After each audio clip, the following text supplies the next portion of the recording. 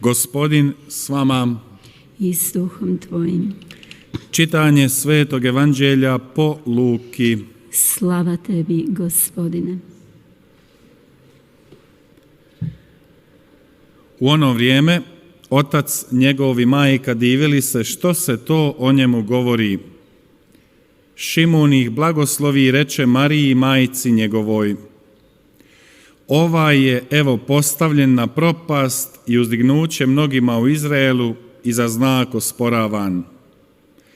A i tebi će samoj mač probosti dušu, da se razotkriju namisli mnogih srdaca. Riječ Gospodnja. Slava tebi, Kriste. 사랑하는 형제자매 여러분, slavimo Gospin spomendan. 오늘 우리는 고통의 어머니 주기를 지내고 있습니다.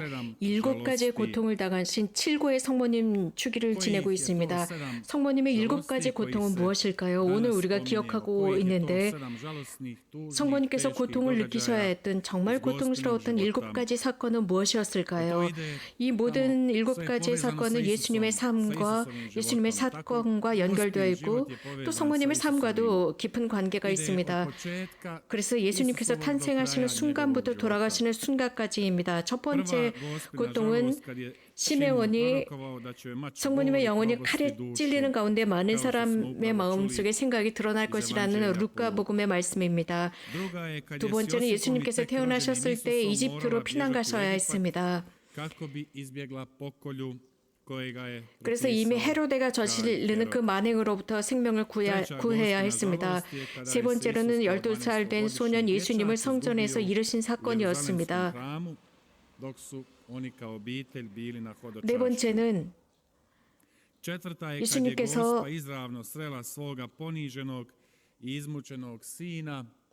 고통스럽게 수모를 당하는 그 모습을 성모님께서는 갈바리아 산 십자가의 길에서 보시게 됩니다. 그리고 다섯 번째는 예수님께서 십자가에서 매달리시는 모습을 보시고 여섯 번째는 돌아가신 예수님의 시신을 성모님께서 품에 안으시는 순간이었습니다.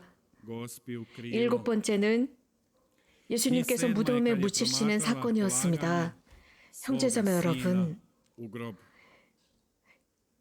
제가 이미 서두에서부터 말씀을 드린 것처럼 예수님의 모든 삶의 사건들은 우리들에게 매우 중요합니다. 이러한 원천은 우리들에게 힘을 주고 용기를 주고 격려하며 가르침이 되고 있습니다.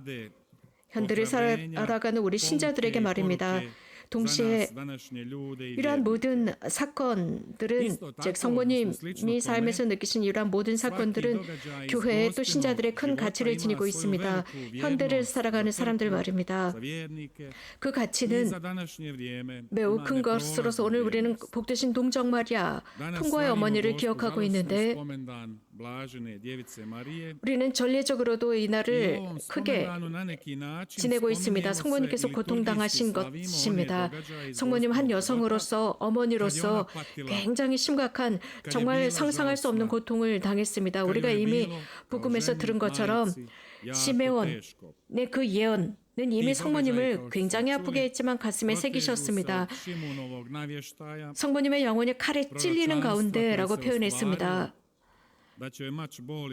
또 무덤에 아드님이 묻히셨을 때 성모님의 마음 그 고통은 어땠을까요? 한 어머니가 먼저 아들을 앞서 보내는 장면입니다. 형제자매 여러분, 이런 성모님의 고통을 생각하면서 우리가 또 기억할 수 있는 게 있습니다. 고통이라고 하는 것, 성모님께서 당신의 삶에서 느끼셔야 했던 그 고통.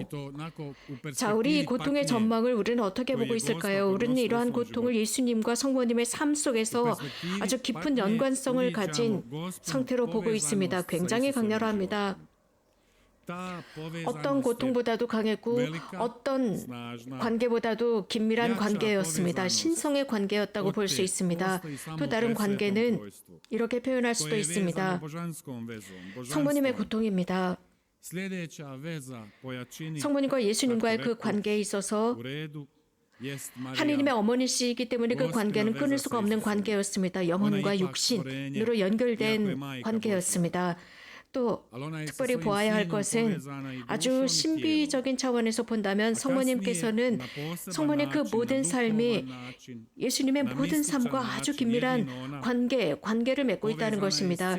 예수님의 삶을 쫓아가면서 보이는 것은 바로 성모님의 삶입니다. 성모님께서는 말씀하시거나 혹은 침묵 중에 계시거나 항상 언제 어디서나 침묵 중에 그곳에 계셨고, 성모님은 가브리엘 천사의 그 소식을 들으셨고, 베들레헴에서 탄생, 또 이집트로 피난하셔야 했었던 사건들 속에서 성모님은 많은 말씀을 하시지 않습니다. 복음사가들은 성모님에 관해서 성모님의 말씀을 전하지 않고 있습니다. 하지만 성모님께서 완벽하게 그 자리에 현존하셨다는 것을 보여주고 있습니다. 또 예루살렘의 성전에서 또 예수님께서 유년시기에서부터 한 남자로 한 성인으로 성장해가는 그러한 모습들, 유년 시절, 청년 시절 등등, 예수님의 이 숨겨진 모든 삶 속에는 성모님의 삶도 함께 있습니다. 성모님과 양부 요셉의 삶이 있습니다. 또한 예수님께서 공생활을 하실 때 가나안의 혼인잔치, 첫 번째 기적을 행하셨던 그 혼인잔치, 제자들에게 첫 번째 설교를 하시던 이러한 모든 장면 속에도 성모님께서는 계셨고 능동적으로 참여하셨습니다. 예수님의 삶의 아주 중요한 순간마다 성모님은 함께 하셨습니다. 또 예수님께서 단죄 사형 선고를 받으시고 십자가의 길을 가실 때에도 성모님은 함께 하셨고, 당신의 아들의 순환에 참여하셨는데 대단한 절대적인 침묵으로 참여하셨습니다. 절대적인 침묵의 현존이었습니다. 당신의 존재 자체로 침묵으로 현존하셨습니다. 십자가에 달리셨을 때, 십자가에 매달리셔서 높이 들어올리셨을 때 예수님께서 십자가에서 마지막으로 하신 그 말씀, 또 성모님과 요한에게 하시는 말씀이었습니다. 숨을 거두시기 마지막 순간이었습니다. 그 마지막 순간에도 성모님은 그 자리에 계셨습니다. 예수님께서 이 세상에서 처음으로 태어나시면서 오셨을 때, 이 공기를 처음 들이마셨을 때도, 그리고 마지막으로 숨을 내쉴 때에도 예수님의 곁에 계셨던 것이 성모님이셨습니다. 또 그 돌아가신 아들의 시신을 품에 안으셨던 것도 성모님이셨습니다. 모든 인간 역사 속에서 있었던 사건들 속에서 가장 성모님의 이 비탄의 모습을 잘 표현한 것이 미켈란젤로였습니다. 또 예수님께서 무덤에 묻히셨을 때의 그 모습 말입니다. 오늘 우리가 지내고 있는 이 성모님의 통고 주기는 성모님의 모든 고통의 사건들을 우리가 함께 묵상하고 참여하는 것입니다. 예수님의 사명에 우리가 참여하면서 하느님의 구원 경륜 역사 속에도 우리가 함께 참여하는 것입니다. 모든 사람들을 구원하시기 위한 그분의 활동이었습니다. 그 속에도 성모님은 함께 하셨고 증거자가 되셨습니다. 협력자가 되셨습니다.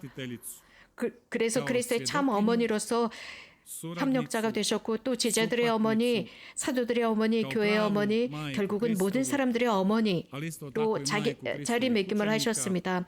오늘 우리가 읽은 모든 일독서와 화답송과 시편과 복음말씀 전체, 또 부속가 전체에는 성모님께서 얼마나 큰 고통을 당하셨는지, 또 그 속에는 이 세상의 인류의 고통도 포함되어 있습니다.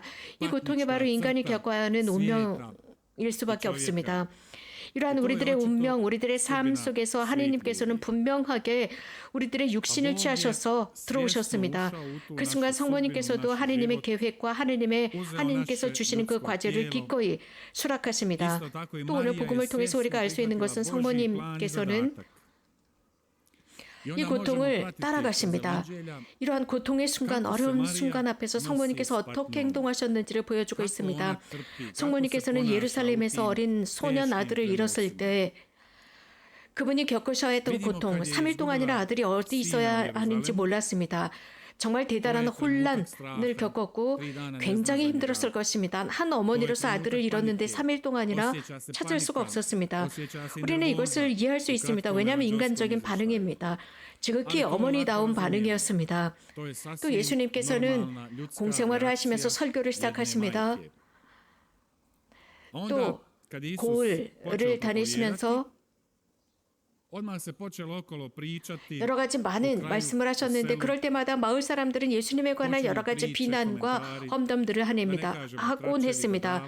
그러면서 마을 사람들, 고을 사람들은 그 예수님이 정신 나간 사람이라고 했을 때에도 성모님은 큰 고통을 당하셨을 것이라고 생각합니다. I to je Gospu kao majku 또 vjerojatno uznemirilo. 예수님을 찾기 위해서 친척들과 함께 예수님을 찾아갑니다. 그래서 집으로 돌아오라고 부탁하기 위해서 예수님을 찾아갑니다.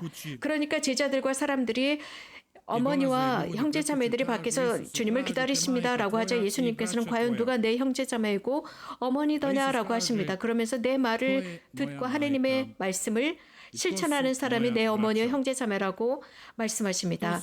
또 예수님께서는 가나안의 혼인잔치에서 여인이여 A onda Isus rekao Gospi na svadbenom klani, 여인이여라고 하면서 내 때가 아직 오지 않았다라고 합니다. 굉장히 냉랭합니다. 이러한 순간도 성모님에게는 고통을 가져다 주었을 것입니다. 그럼에도 불구하고 성모님께서는 배우신 것이 있습니다. 이러한 사건들 속에서 međutim, 성모님은 ona iz toga sigurno uči. Ona je 늘 그 아들의 말을 이해했습니다. svoju sliku o Isusu. 그럴 때마다 성모님께서는 그 주님, 아드님을 더욱 신뢰하셨습니다.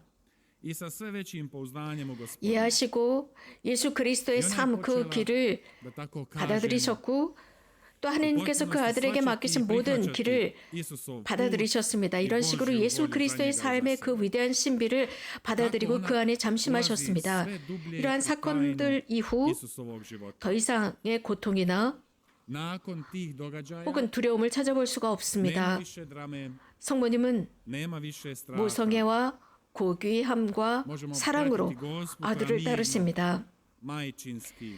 심지어 예수님의 가장 고통스러운 그 순환의 순간에도 성모님은 함께 하셨습니다. 성모님께서는 당신 아들이 지니신 그 사명을 분명하게 알고 있었기 때문입니다. 바로 그 사명 안에 함께 협력하신 성모님이셨습니다. 형제자매 여러분, 고통, 슬픔, Braćo i sestre, 그것은 삶의 일부입니다. žalost i patnja 하느님의 어머니 성모님도 neizbježan 이것을 su dio života. 겪으셨습니다. Vidimo da je čak i Gospa, 그렇지만 Boga 성모님의 majka, 고통은 Bogorodica, 어떻게 보면 특별하다고 볼 수 i 있어요. ona je 성모님은 itekako 당신 아드님과 patila. 함께 Ali 고통을 njezina patnja je 당하셨고 nekako posebna. 그렇기 때문에 성모님이 느끼셨던 그 고통은 또 다른 심도를 지녔고 깊이를 지녔고 다른 가치를 지니고 있습니다. 성모님께서는 그 고통을 느끼시면서 예수님의 그 고통을 그대로 느끼십니다. 그대로 느끼시면서 그 고통 중에 당신의 아들이 얼마나 아파하시는지를 당신께서 체험하시고 체감하십니다. 다른 사람들은 느낄 수 없는 아주 깊고 심도 있는 고통이었습니다. 예수님께서 사람들을 위해서 그 고통을 대신 받고 계시는 것을 성모님은 느끼셨습니다. 그것을 성모님께서 그대로 체감하시고 계시는 것입니다. 그 이유는 당신의 아들과 아주 특별한 관계를 맺고 있었기 때문이고 아주 특이한 관계에 있었기 때문입니다. 성모님은 예수님의 고통을 당신의 그 고귀함 으로 그대로 감수하셨고 느끼셨습니다. 그럼으로써 또 성모님께서는 당신의 아들과 함께 영광을 받으셨습니다. 당신의 아드님께서 그분을 영광스럽게 하셨습니다. 전통은 이렇게 전하고 있습니다. 성서가 아니라 전통은 이렇게 전하고 있습니다. 예수님께서 부활하신 뒤에 무엇보다도 가장 먼저 예수님께서는 당신의 어머니를 찾아가셨다고 합니다. 당신의 어머니 마리아를 찾아가셨다고 했습니다. 당연한 것이겠죠. 아마 우리들도 그러지 않았을까 싶습니다. 성모님께서 승천하셨습니다. 그러면서 그분의 고통과 그분의 삶은, 그분의 죽음은 하늘로 올라가시는 당신의 영광의 요소가 되었습니다. 이런 식으로 성모님께서는 예수님의 삶을 그대로 온전히 따라가십니다. 형제자매 여러분, 예수님께서 이렇게 당신의 아들을 따르셨다면 성모님께서 하신 그 모든 것들로 인해서 당신의 아들을 따르셨고 또 위대한 선물을 받으셨는데 지금도 그렇게 하고 계십니다. 지금도 당신의 아들을 따르고 계시고 당신의 아들의 몸인 이 교회를 따르고 계십니다. 현대를 살아가는 우리들에게는 어머니가 필요합니다. 지금도 성모님께서는 우리들 고통 중에 있는 우리들, 질병 중에 있는 우리들, 도움을 필요로 하는 우리들을 도와주고자 하십니다. 불안해하는 이 시대의 사람들을 도와주고 싶어 하십니다. 의미를 잃어버린 순간 의미를 주고자 하시는 성모님이십니다. 그것은 특별히 이곳 메주거리에서 잘 드러나고 있습니다.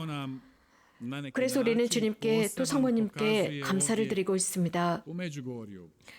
이곳에서 성모님의 현존을 아주 가까이 그분이 함께 하심을 느끼고 있습니다.